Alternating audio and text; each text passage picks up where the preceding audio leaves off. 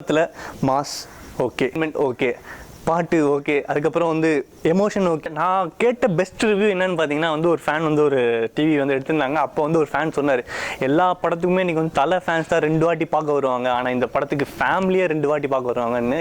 S, அப்படிப்பட்ட படமாக தான் வந்து விஸ்வாசம் இருக்குது. பக்கா அண்ட் பக்கா ஃபேமிலி என்டர்டெய்னர்.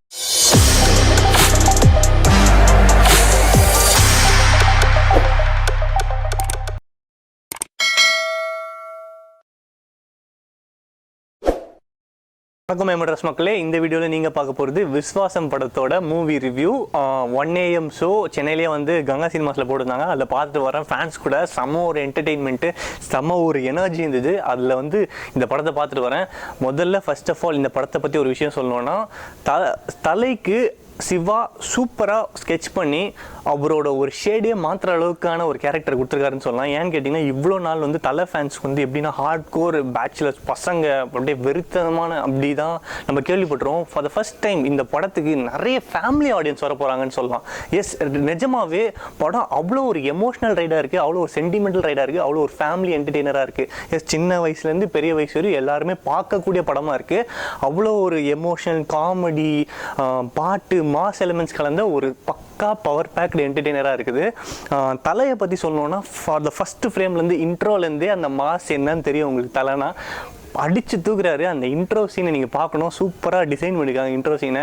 அந்த ஒயிட் ஹேர் லுக்லலாம் கேட்கவே தேவையில்ல, வேறு லெவல் கெட்டப்பு.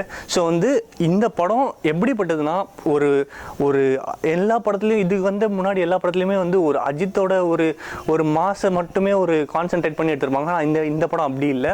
அஜித்தோட வந்து ஒரு கமர்ஷியல் சைடை வந்து காமிச்சிட்டு, அதே மாதிரி ஒரு ஃபேமிலி என்டர்டெய்னராகவும் வந்து சிவா வந்து இந்த படத்தை எடுத்தது தான் இந்த படத்தோட ப்ளஸ் பாயிண்ட்னே சொல்லலாம். ஏன்னு கேட்டிங்கன்னா, முன்னாடி படத்தில் வந்து நிறைய மிக்சட் ரிவ்யூஸ் வந்திருந்தது. சிவா வந்து அஜித்தை வந்து ஒரு சர்டன் பவுண்டரிக்குள்ளேயே சுருக்குறாங்க. பட் இதில் வந்து அப்படி இல்லாமல் ஒரு ஆக்ஷன், ஒரு காமெடி, ஒரு என்டர்டெய்னர், ஒரு எமோஷனல்னு சொல்லிட்டு கிளைமேக்ஸிங்லாம் பார்க்கும்போது எல்லார் கண்ணிலுமே தண்ணி வந்துச்சுன்னு சொல்லலாம். தியேட்டர் அவ்வளோ சைலண்ட்டாக இருந்தது. அதுக்கப்புறம் அது முடியும் போது அவ்வளோ ஒரு கிளாப்ஸ். ரொம்ப அது வந்து டெஃபினட்டாக சிவா அண்ட் டீமை தான் சேரும்.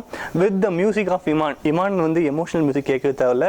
வென் கம்பேர் டு அந்த வில்லேஜ் சப்ஜெக்ட்னு வரும்போது சூப்பர் பின்னிருக்காரு. வேற யார் சொல்றது, நயன்தாரா ஜஸ்ட் வந்துட்டு போற மாதிரி இல்லாமல் ஒரு எமோஷனல் ரோல், ஒரு அப்பா பொண்ணு, ஒரு ஒய்ஃபுக்கான ஒரு லவ், அப்படி இப்படின்னு ஒரு எமோஷனல் ரைடாகவே இருக்குன்னு சொல்லலாம் இந்த படம். காமெடியை பொறுத்தவரையில் யோகி பாபு அண்ட் ரோபோ சங்கர் கேட்கவே தேவையில்ல, தம்பிராமையா.